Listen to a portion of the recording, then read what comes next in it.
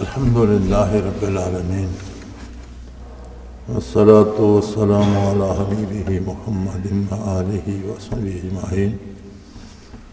اعوذ باللہ من الشیطان الرجیم، بسم اللہ الرحمن الرحیم۔ فبظلم من الذین ہادوا حرمنا علیہم طیبات احلت لہم وبصدہم عن سبیل اللہ کثیرا وأخذهم الربا وقد نهوا عنه وأكلهم أموال الناس بالباطل وأعتدنا للكافرين منهم عذابا أليما۔ اللهم سبحانك لا علم لنا إلا ما علمتنا إنك أنت العليم الحكيم۔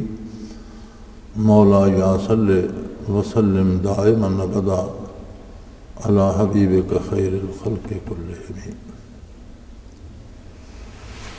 اللہ جل شانہ کی تخلیق میں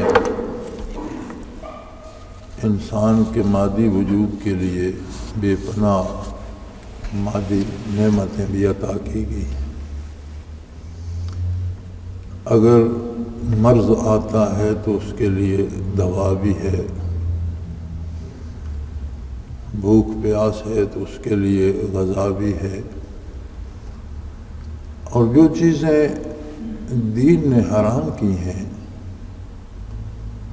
وہ یقیناً بغیر شک و شبہ کے انسان کو نقصان دینے والی ہیں۔ کوئی ایسی چیز جو نفع بخش ہو وہ حرام نہیں کی گئی۔ حرمت شرعی کی بنیاد یہ ہے کہ کچھ چیزیں جو کھانے پینے کی ہیں حرام کی گئی ہیں تو ان کے نقصانات بہت واضح ہیں۔ کچھ طریقے لین دین کے جو حرام کیے گئے ہیں وہ بھی معاشرے کی تباہی کا سبب ہے، اور کچھ قوموں پر ان کے کردار کے ایسے اثرات مرتب ہوئے کہ انبیاء موجود تھے لیکن انہوں نے انبیاء کی نافرمانی کی، دنیا کا لالچ کیا، دنیا کی چیزیں ناجائز طور پر جمع کرنے کی جسارت کی، جس کے نتیجے میں فرمایا فَبِظُلْمٍ مِّنَ الَّذِينَ هَادُوا حَرَّمْنَا عَلَيْهِمْ طَيِّبَاتٍ أُحِلَّتْ لَهُمْ۔ بعض ایسی چیزیں جو ان کے لیے حلال بھی تھیں یہودیوں کے ظلم کی وجہ سے ہم نے ان پر حرام کر دی، حالانکہ وہ طیب چیزیں تھیں، ان کے لیے حلال تھیں۔ تو حرمت شرعی جو ہے وہ ایک طرح سے تنگی پیدا کر دیتی ہے۔ اگر حلال چیزیں منع کر دی جائیں تو زندگی تنگ ہو جاتی ہے۔ تو فرمایا وہ ظلم کرتے تھے، زیادتی کرتے تھے، لہذا ہم نے ان پر طیب اور پاکیزہ چیزیں جو حلال تھیں ان کے لیے ان کی زیادتی کی وجہ سے حرام کر دی۔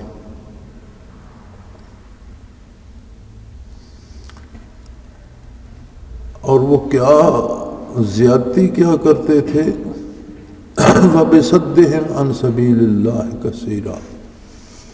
ایک زیادتی تو یہ تھی کہ وہ اللہ کی راہ سے بہت شدت سے روکتے تھے، یعنی ان کی اکثر عادات و اطوار اور ان کے معاشرے کے اکثر حالات ایسے تھے کہ دوسروں کو بھی نیکی سے روکنے کا سبب بنتے تھے، برائی اور بے حیائی کو پھیلانے کا سبب بنتے تھے۔ ہمارا آج کا جو دور ہے، ہمیں ایک شکایت تو ہے کہ ہم مسلمان ہیں اور ہم پر اللہ کی وہ رحمت نہیں ہے، اور دنیا میں کفار نے ہمیں کھلونا بنا رکھا ہے، اور ہر جگہ مسلمان رسوا ہو رہے ہیں، مارے جا رہے ہیں، قتل ہو رہے ہیں۔ وہ کسی نے ایک مصرع کہا تھا کہ خون مسلم آج پانی سے بھی ارزاں ہو گیا، کہ مسلمانوں کا خون پانی کی طرح بہایا جا رہا ہے، لیکن ہم یہ بھول جاتے ہیں کہ وہ باتیں، وہ کردار جو گزشتہ اقوام کے تھے جن کی وجہ سے ان پر اللہ کے عذاب نازل ہوئے، ہم ان کرداروں میں کس حد تک کھو چکے ہیں۔ یہاں ایک جملہ یہ جو ہے وَبِصَدِّهِمْ عَنْ سَبِيلِ اللَّهِ كَثِيرًا، کہ وہ بے شمار لوگوں کے لیے، بہت سے لوگوں کے لیے اللہ کی راہ پر عمل کرنے سے رکاوٹ بن جاتے تھے، مانع بن جاتے تھے، ایسا ماحول پیدا کر دیتے تھے کہ لوگ نیکی چھوڑ کر برائی میں مصروف ہو جاتے تھے۔ آج ہم بڑے فخر سے کہتے ہیں کہ یہ دور میڈیا کا دور ہے، پرنٹ میڈیا ہے، الیکٹرانک میڈیا ہے، اخبار، رسائل اور جرائد ہیں، ٹیلی ویژن کے بے شمار چینل ہیں، اور کوئی بات ہوتی ہے تو ہر بندے تک پہنچ جاتی ہے۔ لیکن ہم یہ بھول جاتے ہیں کہ ہمارا یہ میڈیا اور بالخصوص پرنٹ میڈیا ہمیں سکھا کیا رہا ہے۔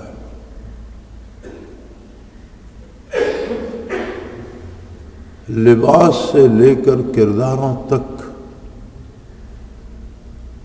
یہ آنے والی نسل کو اور نوجوان نسل کو کیا تربیت دے رہا ہے، کس طرح کے لباس متعارف کرا رہا ہے، کس طرح کی خبریں دے رہا ہے، کس طرح کی باتیں پہنچا رہا ہے۔ ایک عجیب بات ہے، کہا یہ جاتا ہے کہ میڈیا آزاد ہونا چاہیے، لیکن بے مہار آزادی جو ہوتی ہے وہ آزادی نہیں ہوتی، آزادی کی بھی ایک حد ہوتی ہے۔ جسے آزادی کہا جاتا ہے اس کی بھی حدود ہوتی ہیں۔ میری آزادی کی حد میرے وجود تک ہے، اب اسے آزادی نہیں کہا جائے گا کہ میں اپنا مکہ دوسرے کی ناک پر دے ماروں، تو وہ بھی تو آزاد ہے، اس کی بھی تو آزادی ہے، میں اس کی آزادی میں مداخلت نہیں کر سکتا۔ ہمارا میڈیا جو ہے اپنی آزادی کو بے راہ روی کے لیے استعمال کر رہا ہے، اور بڑی عجیب بات ہے، ایسے ایسے پروگرام دکھائے جاتے ہیں، حیرت ہوتی ہے مجھے کہ ہمارے چینلز پر بعض اوقات جب وقفہ آتا ہے تو مشاہیر عالم کے اقوال دکھاتے ہیں یہ، لیکن حیرت ہوتی ہے کہ اس میں نہ رسول اللہ صلی اللہ علیہ وسلم کی حدیث ہوتی ہے، نہ خلفاء راشدین کے اقوال ہوتے ہیں، نہ علماء امت کے اقوال ہوتے ہیں، نہ کسی مسلمان حکمران کا کوئی ارشاد ہوتا ہے۔ یہودیوں کے، عیسائیوں کے اور ان کے جو ہیں بڑے لوگ، ان کے اقوال یہ ہمیں سناتے ہیں۔ بظاہر تو ایک چھوٹی سی بات ہے اور عام سی بات ہے کہ جی کسی بھی بڑے آدمی کی بات ضرور سنائی جائے، لیکن اگر اس سے بہتر بات اپنے گھر میں ہو تو وہ کیوں نہ سنائی جائے۔ کوئی بڑے سے بڑا آدمی حضور صلی اللہ علیہ وسلم کے ارشادات عالیہ کا مقابلہ کر سکتا ہے؟ کسی بڑے سے بڑے آدمی نے جو خلفاء راشدین نے ارشادات فرمائے ان کے مقابلے کی بات کی ہے؟ مسلمان حکمرانوں میں کتنے عظیم لوگ ہوئے ہیں، مجاہدین میں کتنے عظیم، 1400 سالہ تاریخ ہے۔ لباس دیکھیں تو غیر اسلامی ہے، اور ڈرامے اور فیچر دیکھیں تو ہندوؤں سے متاثر ہو کر انہی کا چربہ ہمیں دکھایا جا رہا ہوتا ہے۔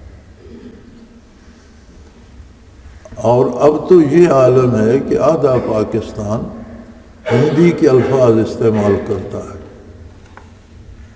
بہت سے ہندی کے الفاظ ہم اپنی بول چال میں ہندی میڈیا کو، ہندوستانی میڈیا کو دیکھ دیکھ کر اس سے سیکھ گئے۔ تو یہ وہ چیزیں ہیں کہ جب قوموں کو بے راہ روی کی طرف بلایا جائے تو قوموں کی قوموں پر عذاب نازل ہوتے۔ اب کیا یہ عذاب نہیں ہے کہ کہیں پانی ملتا ہی نہیں اور کہیں سیلاب آ رہے ہیں؟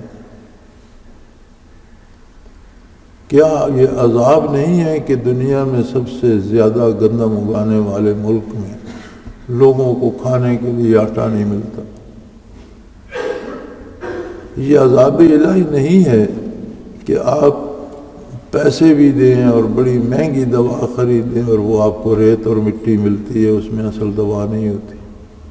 یعنی کسی طرف آپ انصاف پیسوں سے بکتا ہے، پیسے ہیں تو انصاف بھی خرید لیں.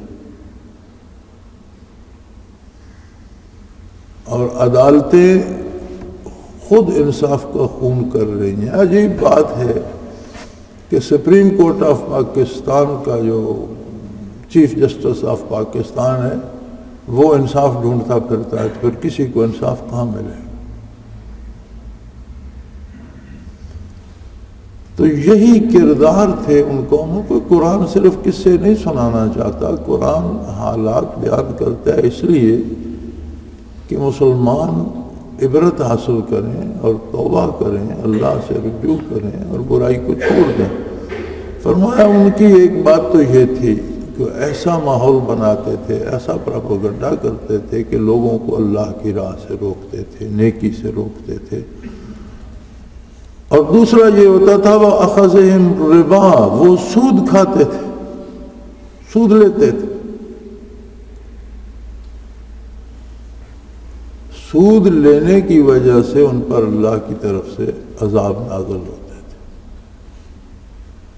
اب ایسی عجیب بات ہے کہ اللہ ماشاء اللہ کوئی اللہ کے بندے ہوں جو گنتی کے ہوں جن کو اللہ نے سود کی لعنت سے بچا رکھا ہو، ورنہ من حیث القوم صرف پاکستان میں نہیں، 56-57 ممالک ہیں مسلمانوں کے، تمام ممالک کا نظام سودی ہے. اور ہر بندہ سود کے پیچھے لگا ہوا.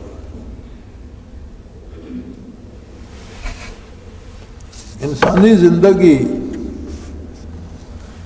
اللہ کریم کے دست قدرت میں ہے. کوئی شخص نہ کسی کو زندگی دے سکتا ہے اور نہ موت. کوئی شخص اپنی موت کے لمحے سے بھی آگاہ نہیں ہے. اور موت فنا کا نام نہیں. موت کو سمجھا ہے غافل اختتام زندگی ہے، یہ شام زندگی صبح دوام زندگی. موت ایک نئی زندگی کی ابتدا ہے، اور جس زندگی کی ابتدا موت سے ہوتی ہے وہ کبھی ختم نہیں ہوگی. اس زندگی میں یہاں سے دولت ساتھ نہیں جائے گی، پیسے ساتھ نہیں جائیں گے، جاگیریں، جائیدادیں اور محلات ساتھ نہیں جائیں گے.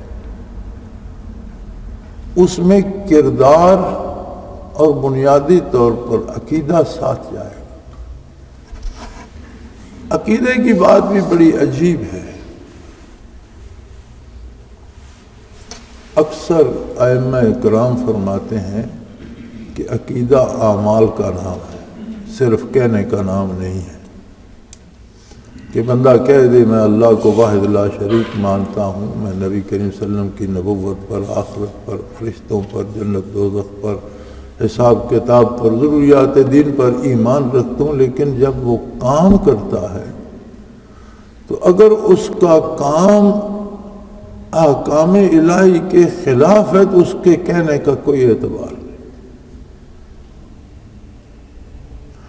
اب سود اتنی بڑی لعنت ہے کہ اللہ کریم نے قتل کے بدلے قتل کی سزا رکھی، لیکن فرمایا قاتل کو ایذا دے کے نہ مارا جائے. طریقہ قتل ایسا نہ ہو جس میں اسے تکلیف ہو.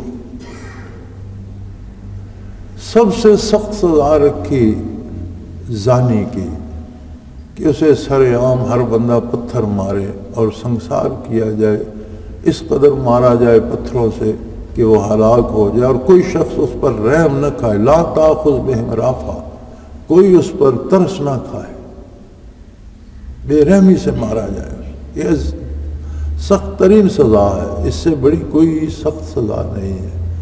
لیکن جب سود کی بات آئی تو فرمایا یہ سود خور جو ہیں یہ سزاؤں سے بالا تر ہیں، سود میرے اور میرے رسول کے ساتھ اعلان جنگ ہے۔ فَآذَنُوا بِحَرْبٍ مِّنَ اللَّهِ وَرَسُولِهِ، اگر سود کھانے سے باز نہیں آتے تو اللہ اور اللہ کے رسول سے جنگ کے لیے تیار ہو جائے۔ اب جو شخص بے تکلف سود بھی کھائے جا رہا ہے اور اسے یہ خیال بھی ہے کہ میں مسلمان ہوں، تو یہ اس کی غلط فہمی ہے۔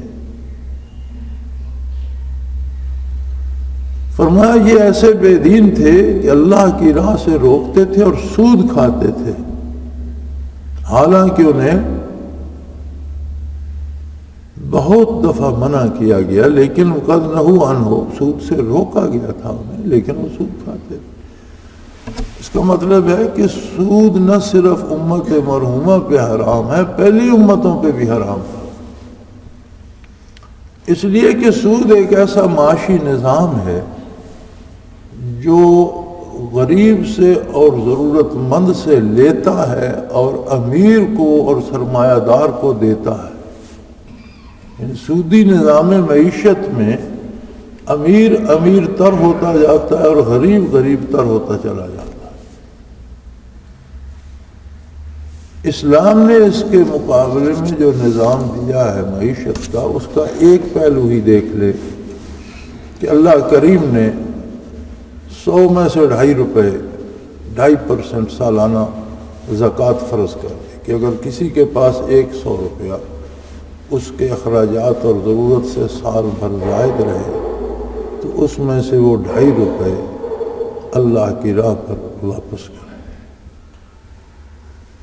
یہ ایک خصوصیت اسلامی نظامی معیشت کی ایسی ہے کہ سرمایہ کہیں ایک جگہ جمع نہیں ہوتا، بلکہ اس کا 2.5% واپس معاشرے میں آ جاتا اور ہر سال آ جاتا، کسی ایک کے پاس وہ منجمد نہیں ہو جاتا اور وہ ضرورت مندوں کے پاس آتا ہے، محتاجوں کے پاس آتا ہے۔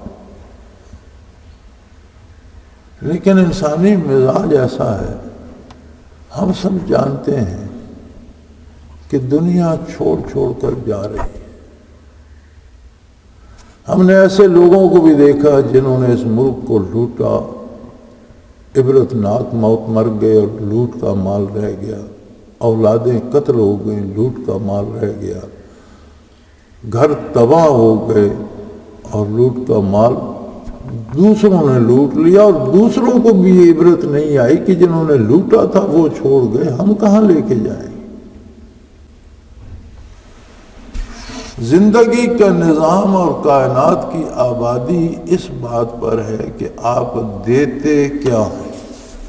اللہ کریم نے آپ کو بے شمار خوبیاں دی ہیں، کوئی محنت کر سکتا ہے، کوئی تجارت کر سکتا ہے، کسی کو دولت دی ہے، کسی کو علم دیا ہے، کسی کو طاقت دی ہے۔ تو جو نعمتیں اللہ نے ہمیں دی ہیں ان میں سے ہم معاشرے کو اللہ کی رضا کے لیے کیا دے رہے ہیں؟ اگر اللہ نے ہمیں علم دیا ہے تو ہم وہ کس طرح معاشرے کو تقسیم کر رہے ہیں؟ اللہ نے ہمیں دولت دی ہے تو اس سے معاشرے کے غرباء کو کیا فائدہ ہوتا ہے؟ اللہ نے ہمیں اقتدار دیا ہے تو ہم مخلوق کو کیسا انصاف فراہم کر رہے ہیں؟ دنیا کا نظام اس پہ استوار ہے۔ اب اگر سورج اپنی کرنیں روک لے تو دنیا کا نظام رک جائے۔ وہ دیتا ہے تو نظام چلتا ہے۔ ایک وجود کے اندر دل خون پمپ کرتا ہے، اب اگر یہ ہاتھ کہے کہ میں ہتھیلی تک خون روک لیتا ہوں، میں انگلیوں کو نہیں جانے دیتا، تو انگلیاں مر جائیں گی، گھٹ جائیں گی، تباہ ہو جائیں گی۔ وجود کہے جی میں اپنے میں خون رکھتا ہوں، بازوؤں کو نہیں دیتا، بازو سوکھ جائے گا۔ یعنی دنیا کا نظام دینے پہ استوار ہے کہ آپ کہاں تک آگے دے رہے ہیں، اس میں حیات ہے۔ جہاں آپ روکیں گے یا چھیننا شروع کر دیں گے تو خلق خدا پر سختی پیدا ہو جائے گی، مصیبت آ جائے گی، اور جب اللہ کی مخلوق کو آپ تنگ کریں گے تو اللہ آپ کو کیسے راضی رکھے گا؟ وہ آپ پر مصیبتیں بھیج دے گی۔ تو یہ سودی نظام جو ہے یہ کمزور سے، ضرورت مند سے، محتاج سے لیتا ہے اور دولت مند کو دیتا ہے، اس لیے اللہ نے پہلی امتوں پہ منع کیا تھا اور اس بات سے بھی روکا تھا وَأَكْلِهِمْ أَمْوَالَ النَّاسِ بِالْبَاطِلِ، لوگوں کا مال ناجائز طریقے سے نہ کھایا جائے۔ معروف طریقے جو ہیں حصول رزق کے وہ 4 ہیں۔ تجارت کرتا ہے کوئی، یہ معروف طریقہ ہے حصول رزق۔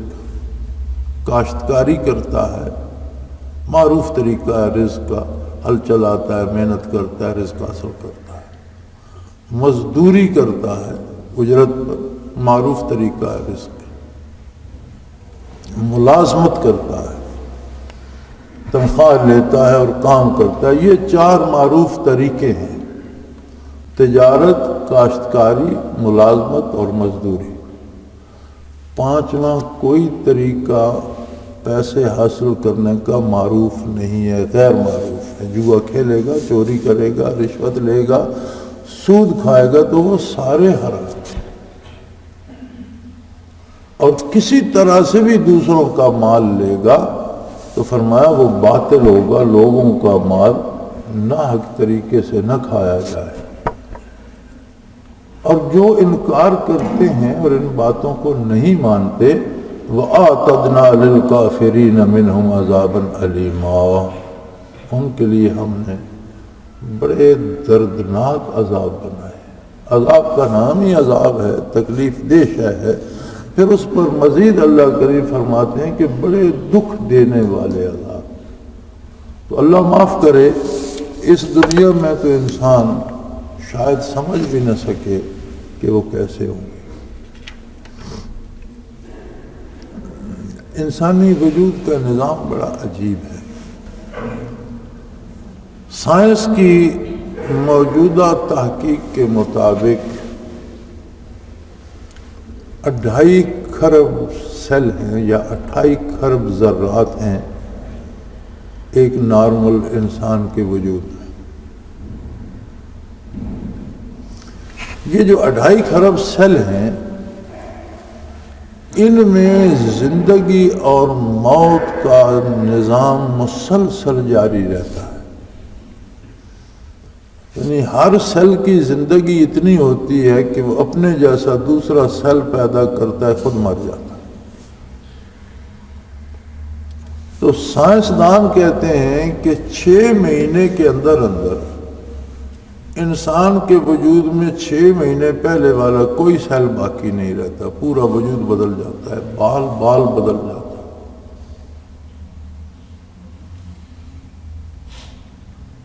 اور یہ عمل اتنے تسلسل سے جاری رہتا ہے کہ ہم جہاں جاتے ہیں، جہاں بیٹھتے ہیں، جہاں سوتے ہیں، جہاں چلتے ہیں، وہ سیل مسلسل مر کے جھڑتے رہتے ہیں۔ آپ نے دیکھے یہ جو آج کل رواج ہے، کھوجی کتے نکل آئے اور وہ بندے کی بو لے لیتے ہیں، تو بندے میں بو اتنی کہاں سے آ گئی؟ وہ بندے کی بو اس کے سیلز میں ہوتی ہے۔ وہ مردہ سیل جہاں گرتے ہیں اسی وجود کی سمیل ان میں موجود ہوتی ہے، جو وہ سونگتے ہوئے چلے جاتے ہیں، یہاں سے گزرا، یہاں سے گزرا، یہاں سے گزرا۔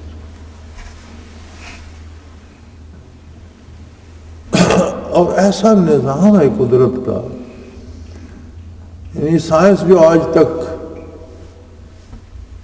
دینی احکامات کو، سائنس کا تو ایک اصول ہے کہ وہ جس چیز کو دیکھتی ہے اس کو مانتی ہے، جسے نہیں دیکھتی نہیں مانتی۔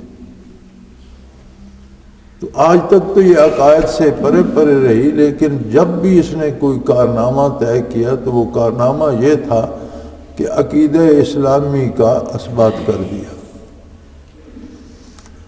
اب اس کا مطلب ہے کہ 2.5 کھرب سیل اگر 6 مہینے میں مر جاتے ہیں تو اس کا مطلب ہے کہ ایک بندہ سال میں 2 گنا ہو جاتا ہے نئے سالوں سے۔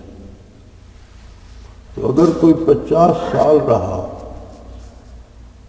تو اس نے جو اس کا وجود ہے اس سے 100 گنا زیادہ سیل استعمال کر لی۔ اب آخرت میں جب اللہ کا انعام ہوگا تب بھی یا عذاب ہوگا تب بھی کوئی سیل خالی نہیں رہے گا۔ جو سیل جتنا عرصہ اس وجود میں رہا ہے اگر عذاب ہوگا تو اتنے عرصے کا حصے دار وہ بھی ہوگا، اور اگر ثواب ہوگا تو اتنے عرصے کا حصے دار وہ بھی ہوگا۔ اب آپ اندازہ کریں کہ ایک بندہ 60-70 سال رہا، 2.5 کھرب سیل 6 مہینے میں گئے، 5 کھرب سیل 1 سال میں گئے، تو 50 سال رہا، کتنے بنے سیل؟ اور جب ہر سیل کو عذاب الگ الگ قسم کا ہوگا تو کیسا دردناک ہوگا۔ اسی طرح جن پر اللہ کا انعام ہوگا ان کے بھی ہر سیل کو الگ الگ لطف اور لذت آئے گی، تو وہ انعام بھی کیسا عجیب ہوگا۔ یہ بات سمجھ میں نہیں آتی کہ انسان ان لذتوں اور اس انعام کو چھوڑ کر اس دردناک عذاب کی طرف کیوں جاتا ہے۔ شاید ہمارے ذرائع ابلاغ، ہمارا کردار آنے والوں کو اس طرف لگا دیتا ہے۔ تو اگر اپنا ایک شخص کی سزا اتنی سخت ہوگی تو جب دوسروں کی جگہ بھی جنہیں وہ گمراہ کرتا ہے اسے سزا بھگتنی پڑی تو کیا حشر ہے۔ اسی طرح جو نیکی کرتا ہے، بھلائی کرتا ہے اور لوگوں کو راہ ہدایت پہ لاتا ہے، اسے نہ صرف اپنے حصے کی نعمتیں ملیں گی بلکہ اس کام کے معاوضے میں بھی بے پناہ نعمتیں ملیں گی۔ سو ان کا ذکر بھی فرمایا، لیکن الراسخون فی العلم، لیکن وہ لوگ جو علم میں پختہ ہیں، جن کے پاس پکی اور کھری باتیں ہیں، سچ ہے جن کے پاس،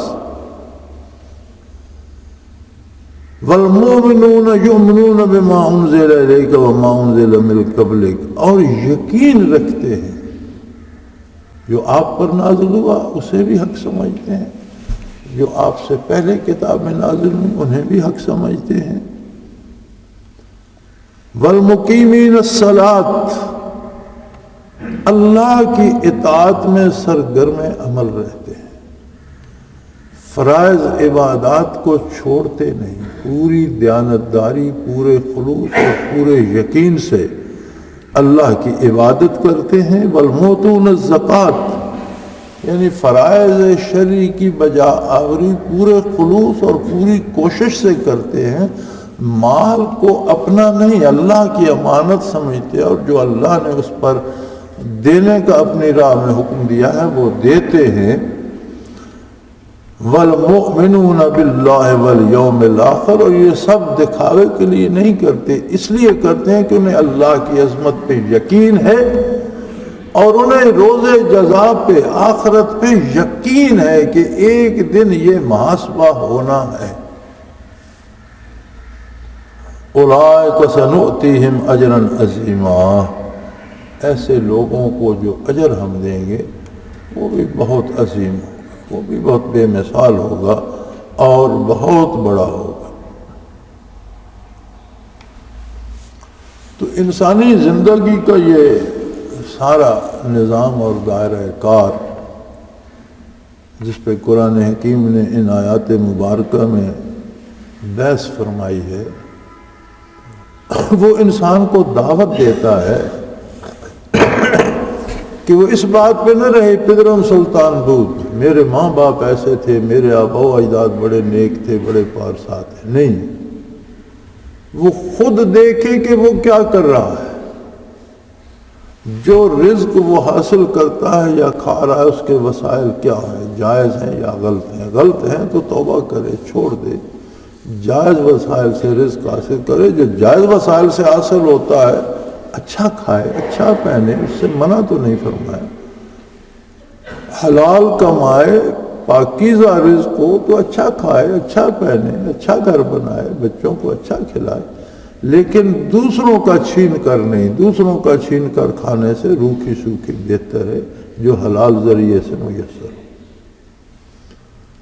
اور یہ جو رزق کا حصول اور رزق کے حصول کے ذرائع اور رزق کا استعمال ہے، یہ انسان کی پوری زندگی نہیں، اس کے عقیدے کو بھی متاثر کرتا ہے، اس کے ایمان کو متاثر کرتا ہے، اور اللہ کا جو تعلق اس کے ساتھ ہے اس کو متاثر کرتا ہے۔ یہ ہمارا کردار ہی ہے جو رحمت الہی کا سبب بنتا ہے، اور یہ ہمارا ہی کردار ہے جو غضب الہی کو بھڑکاتا ہے۔ تو بندے کو دیکھنا چاہیے، یہ بھی ہو سکتا ہے کہ ایک میرے گناہ کی وجہ سے ہو سکتا ہے پورے ملک کو مصیبت آئی ہوئی ہو۔ ہماری مصیبت یہ ہے کہ ہم جب اس موضوع پہ بات کرتے ہیں تو خود کو الگ کر لیتے ہیں، ہم سمجھتے ہیں میں تو فرشتہ ہوں، دوسرے گناہ گار ہیں۔ بھئی دوسروں کا معاملہ اللہ کے ساتھ اپنا ہے، آپ اپنے معاملے کو پہلے صحیح کیجیے، پہلے اپنی اصلاح کیجیے، پہلے اپنے ذرائع جو ہیں آمدن کے انہیں دیکھیے۔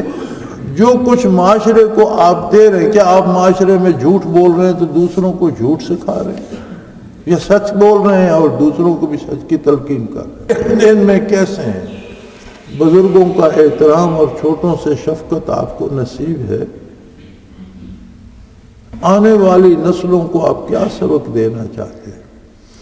ایک مدرسہ جو والدین ہوتے ہیں، یہ ایک ایسا مدرسہ ہے جس میں نہ کوئی لیکچر ہوتا ہے نہ کوئی کلاس ہوتی ہے، لیکن آنے والی نسل سارا کچھ وہاں سے سیکھ لیتی۔ باپ اگر غلط کام کرتا ہے تو بیٹا اٹھ کر نیکی کرنا بہت مشکل ہے، اللہ ماشاءاللہ کسی کو اللہ بچا لے، وہ جیسا باپ کا کردار ہے بیٹے ویسا بننا چاہتے ہیں، جیسا گھر کا ماحول ہے اس طرح کا ذہن اولاد کا بھی بن جاتا ہے، بغیر تقریر کیے، بغیر لیکچر دیے، بغیر کوئی کتاب پڑھائے۔ تو یہ بہت ذمہ داری کا کام ہے کہ ہم اپنے ماحول کو، اپنے گھر کو، اپنے خاندان کو، اپنے کھانے پینے، اپنے بات کرنے کے انداز، اپنے لین دین کو اللہ اللہ کے رسول صلی اللہ علیہ وسلم کے حکم کے مطابق رکھیں، تاکہ معاشرے میں بھی نیکی پھیلے، ہماری آنے والی نسل کی بھی اصلاح ہو، اور ہماری دنیا بھی سدھرے اور آخرت بھی سدھرے۔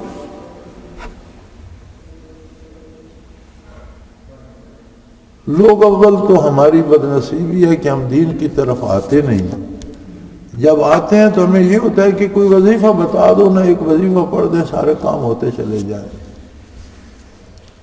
کل بھی کسی کا خط تھا یا فون تھا مجھے یاد نہیں کہ مجھے وظیفہ بتائیں، میں نے کہا 30 پارہ قرآن کریم ہر مسلمان کے لیے وظیفہ ہے،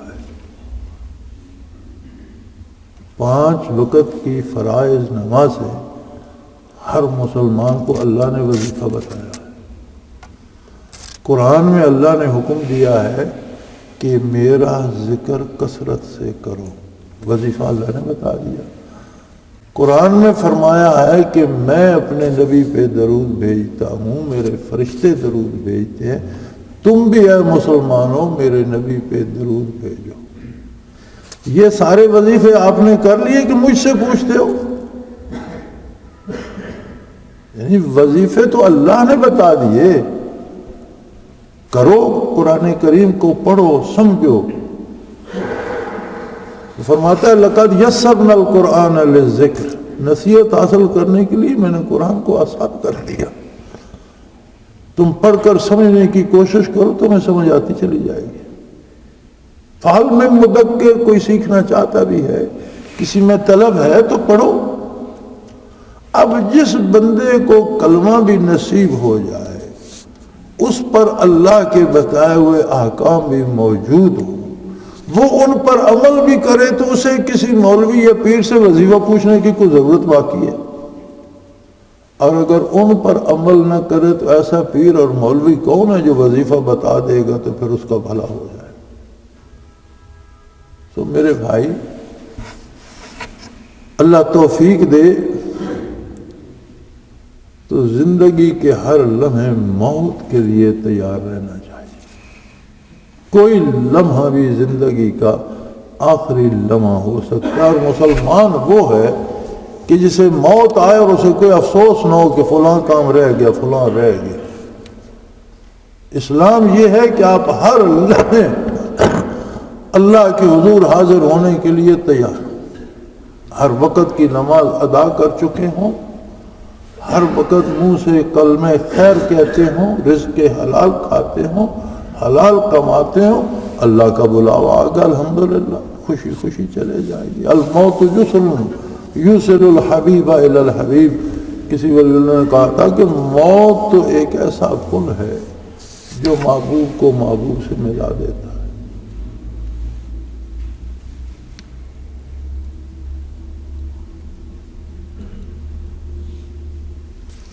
ہمارے یہاں نورپور مڈل اسکول میں ایک شاہ صاحب ہیڈ ماسٹر ہوا کرتے تھے، کبھی کبھی شعر بھی کہتے تھے، تو ان کا ایک شعر مجھے ابھی تک یاد ہے کہ وہ جب یہ بات ہوئی کہ حضور نبی کریم صلی اللہ علیہ وسلم کی زیارت کرواتے ہیں فرشتے، جب آتے ہیں قبر میں تو پہلے پوچھتے ہیں من ربوں کا، تیرا رب کون تھا دنیا میں، کسے رب مانا تو نے، من نبیوں کا، کس کو نبی مانا، تیرا نبی کون تھا، وما دینوں کا، اور تیرا دین کیا تھا۔ یہ 3 سوال ہیں جو قبر میں کیے جاتے ہیں، اور اس کے بعد وہ اشارہ کرتے ہیں تو زمین صاف ہو جاتی ہے روضہ اطہر تک، اور وہ کہتے ہیں ما کنت تقول فی حق ھذہ الرجل، اس ہستی کے بارے تیرا کیا خیال ہے، دنیا میں تیرا کیا رویہ تھا اس ہستی کے ساتھ۔ تو مومن تو درود شریف پڑھتا ہے، اس کی تو عید ہو جاتی ہے، اسی لیے بزرگوں کے مرنے پہ کہتے ہیں نا کہ فلاں کا عرس، عرس کا معنی شادی، خوشی کا کام۔ تو یہ جو عرس منائے جاتے ہیں ان سے مراد یہ ہوتی ہے کہ مر کر انہوں نے وصال محمدی پا لیا، یہ خوشی کا مقام ہے۔ تو اس نے کہا تھا کہ ہٹ جاؤ طبیبو، نہ کرو میری دوا تو، ہٹ جاؤ طبیبو نہ کرو میری دوا تم، شاید کہ وہ قبر میں ہی گلے عام لگا دے، کہ مجھے مر جانے دو، کہ مر کر مجھے حضور کی زیارت تو نصیب ہو۔ تقاضا ایمان تو یہ ہے کہ موت سے ڈرنے کی بجائے موت کا انتظار کیا ہے، کہ دنیا کی آلائشیں ختم ہوں گی تو آقا نامدار صلی اللہ علیہ وسلم کی زیارت تو نصیب ہے، اور اگر کردار الٹ ہو تو سارے حجاب ہٹ جاتے ہیں، لیکن مرنے والا کہتے ہے ہاتا لا ادری، مجھے تو کچھ نظر نہیں آ رہا، تم کس کے بارے پوچھ رہے۔ اللہ کریم ہماری خطاؤں سے درگزر فرمائے، اور ہمیں ہماری اولادوں کو اور عامت المسلمین کو نیکی کی توفیق عطا فرمائے۔ وآخر دعوانا ان الحمد للہ رب العالمین۔